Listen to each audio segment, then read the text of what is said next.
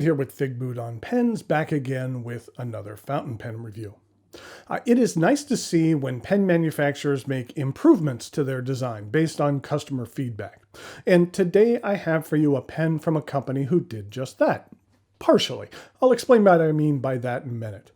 But the company is Venvstas, and the pen is called the Magna.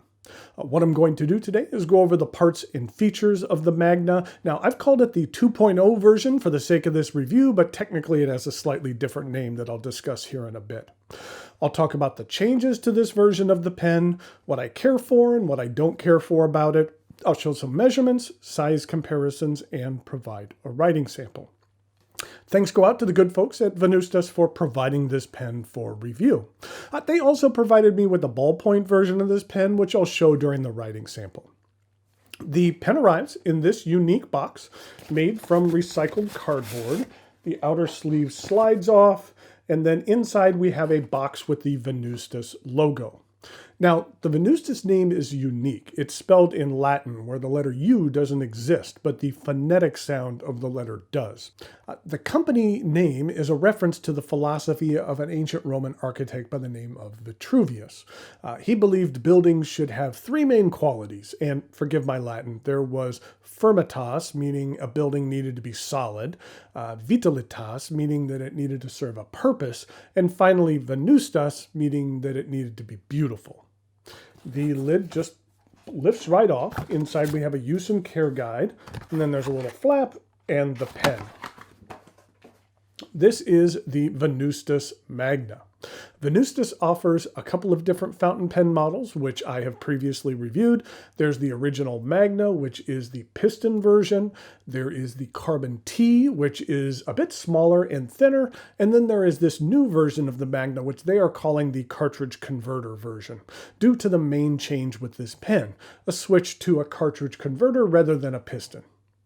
I'll go over the reason for the change and why that's a good thing here in the bit.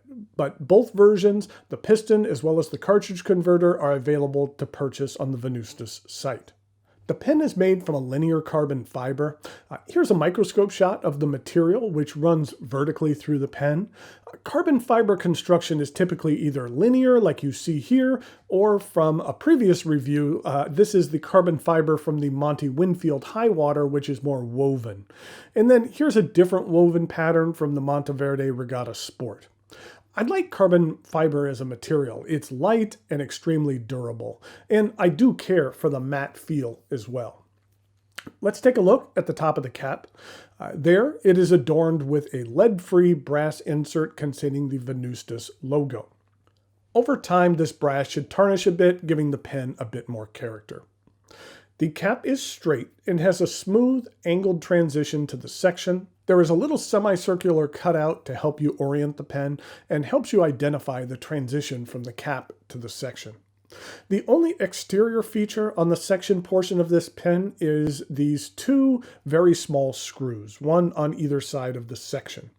The function of these is to secure the interior parts of the pen to the section. Now, something interesting about these small screws, I mentioned it in the previous reviews as well for this brand, when this pen was being designed, they needed some very small screws, and they found the perfect screws to use, which are called fencing tip screws. These are screws which are designed to be used with the end of épée fencing swords, and they have continued to use those fencing tip screws. There is another angled transition to what I'll call the barrel of the Magna. I will say that all of the angled transitions on this pen are very well machined. Here's what one looks like under a microscope, and you can see the cut is very clean and precise. And then on the end, it's cut at an angle, and the end of this portion is flat. The cap pulls off, and this is an area which has been improved on this version 2.0. On the previous model, now I realize it's difficult. Let me separate these a little bit. So you can see that there's three separate portions here. There is the back portion, the middle portion, and the cap. When uncapping this pen, you needed to be careful on the previous version to hold it in the middle, because if you held it on the back portion and you lifted off the cap, then you would actually lift off this middle portion together rather than just just the cap. On the new model, I find the fit between the middle and the back to be tighter, so I can remove the cap easily while holding either the middle or the back without issue at all. So that's a nice improvement.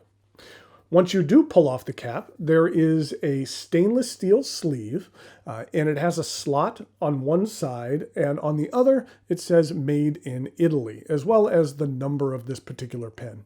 This is not a limited numbered edition, but the number is just sequential. So here is the nib. It is a number 6 size and made from titanium. It is available in fine, medium, or broad. There is an 18 karat gold option as well. Maybe the company logo could be a bit higher up on the nib. It's particularly hidden by this hooded section. And on the side, the stamp signifying the medium nib looks a little bit odd, with part of the M getting cut off on the bottom. I'm unsure whether or not that was a stylistic decision or like a misstamp. And here's a look at the plastic feed. Now, for me personally, titanium nibs from different manufacturers have been hit and miss. Some have been better than others. The titanium nib on the Magna is very nice. You'll see in the writing sample, but it performs very well. The nib is semi-hooded and has a unique profile. I like how the presented angles from the nib and the feed to the metal and then to the carbon fiber increase in angle. I feel that that flows a little bit better than if everything was at the same angle. The Magna has a non-traditional section. It is straight and rather thick. With the inclusion of this secondary metal piece, the nib is rather extended from the section. My inclination is to want to grip this pen right on the edge of the carbon fiber, but when I do that, my middle finger on the bottom of the section falls into the drop-off from the carbon fiber to the metal, and that's not comfortable at all. So I'm forced to be intentional about where I grip this pen, and it has to be a little bit further back than I typically would grip a pen. Without any ridge or concave portion of the section, I do find that my inclination is to have my grip creep up towards the edge. So I find myself having to regrip and kind of pay attention to my grip more than I typically would need to. This pen is plenty long enough to use unposted. The cap does post, and it does post securely. It is very light, so even though it extends the length of the pen by 1.25 inches or so, I don't feel it backweights the pen or throws off the balance. This version of the Magna is a cartridge converter. It accepts standard international cartridges, and a converter is provided. The previous version of this pen was a plunger filler, which, with the design of this pen, presented some unique issues that potentially could lead to an unintentional expulsion of ink. It's easier to show you those differences up close, so I'll do that in a moment right before the writing sample. But the change to the cartridge converter was a good thing. The other main issue I had with this pen was regarding the section. It's recommended that you remove the converter rather than filling it when installed. The reason being is on the section there are some gaps. If you dip the nib in the section into a bottle of ink, the ink can get into those little crevices and cause a mess. It can leak out through the front as well as seep into the inner workings of the pen, neither of which is a good thing. While I'm glad the issues with the filling system have been addressed, it would have been nice to see the section redesigned in a way which would allow for traditional filling, rather than having to remove the converter for inking, which is a bit of an inconvenience.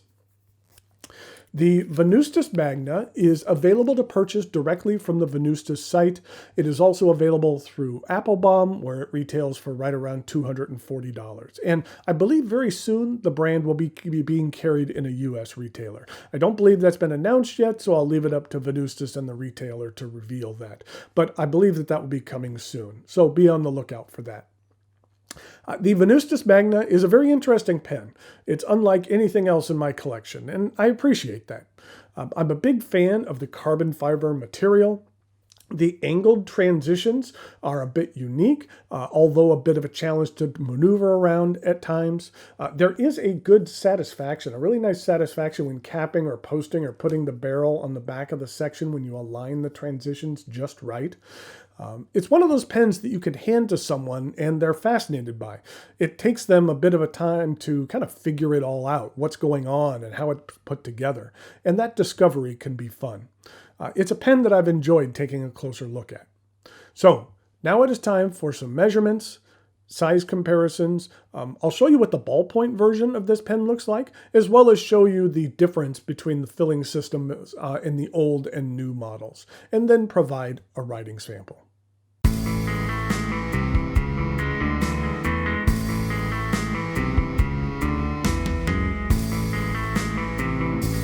Here we go with some size comparisons for the Venvstas Magna. Here it is with the Venvstas Carbon T. Then here it is with the Indiagraph pen that I reviewed a few months back. And then here it is with a Franklin Christoph Model 66.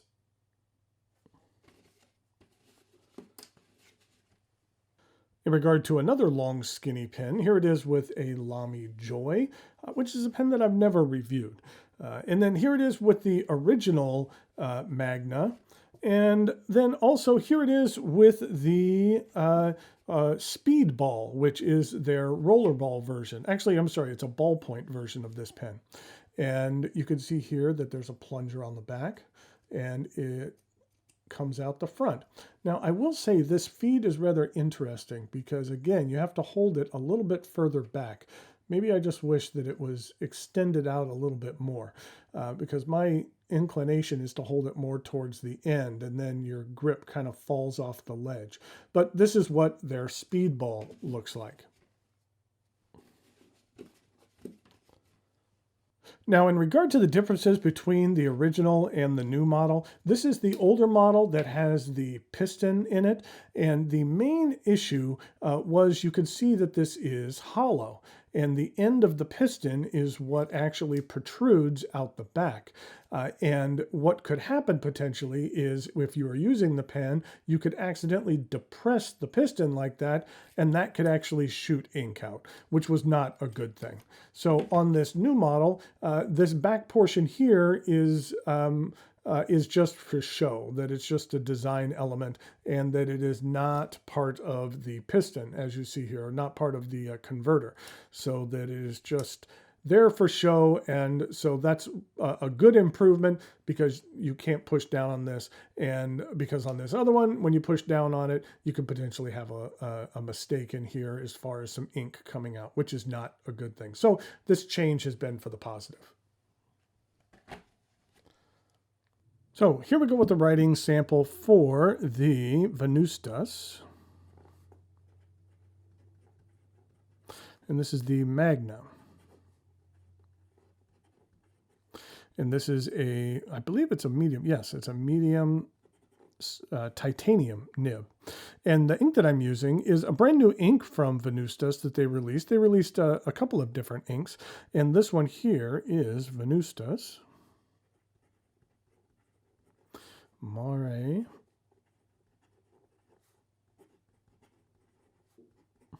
Aperto, which means offshore in Italian. This is what the ink looks like. It's a nice deep blue that has a bit of sheeting and shading to it. This is what it looks like comparison to Noodler's Bay State Blue. It's a little more dark.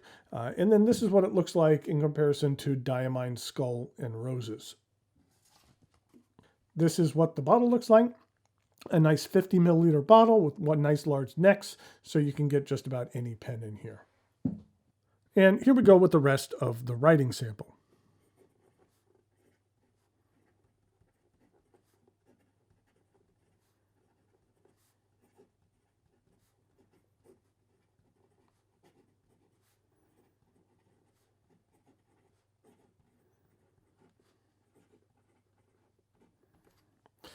I have found with this titanium nib, you can get a decent amount of line variation out of here. Starting off thinner and getting thicker, you can see you can get a bit out of here. The ink flow is very generous. I would say that this particular nib is a bit of a gusher. And in regard to some reverse writing, it is scratchy, but it looks like it's getting the job done. In regard to some fast writing,